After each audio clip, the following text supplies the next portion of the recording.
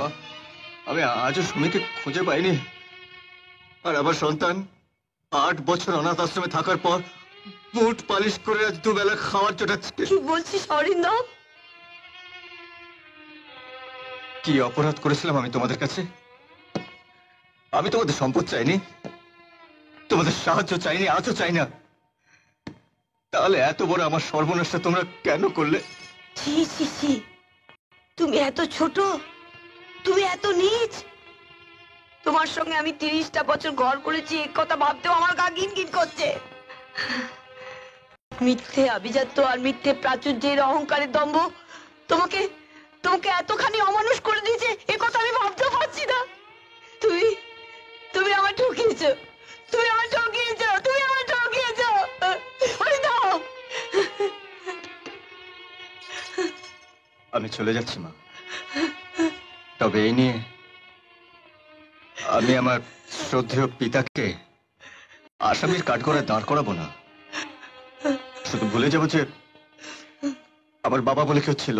অরিন্দম, তুই আমাকে এই পাষাণপুরি থেকে নিয়ে চল বাবা, আর এখানে আমি থাকতে পারছি না। না মা, তুমি আমার সঙ্গে কোথায় যাবে?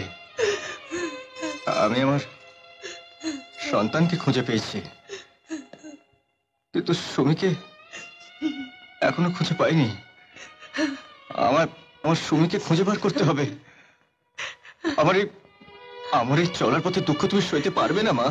পারবো, পারবো বাবা, খুব পারবো। তুই আমাকে এখান থেকে নিয়ে চল। আমি তো এসো আমার সঙ্গে। ছেড়ে থাকতে পারবো না। চল বাবা। চলে গেল আমার মান সম্মান, সুখ শান্তি, স্ত্রী পুত্র সব চলে গেল। যাও গিয়া, যাও গিয়া। স্যার, আমি একটা নতুন ফন্দি বাইর করছি। এই আমার বন্দুকটা নিয়ে আয় তো। বন্দুক কেন? এই 3টে শয়তানকে গুলি করে মেরে আজ আমি ফাঁসিতে যাব। নিয়ে আয় বন্দুক, নিয়ে আয় বন্দুক।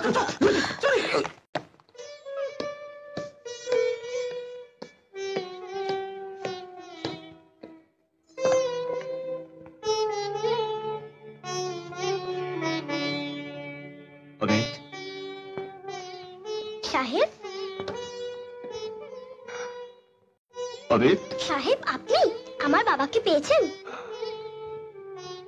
পেয়েছি। কোথায় কোথায় আমার বাবা? আমি তোর হতভাগ্য বাবা। বাবা, হ্যাঁ, আমি আমার সোনা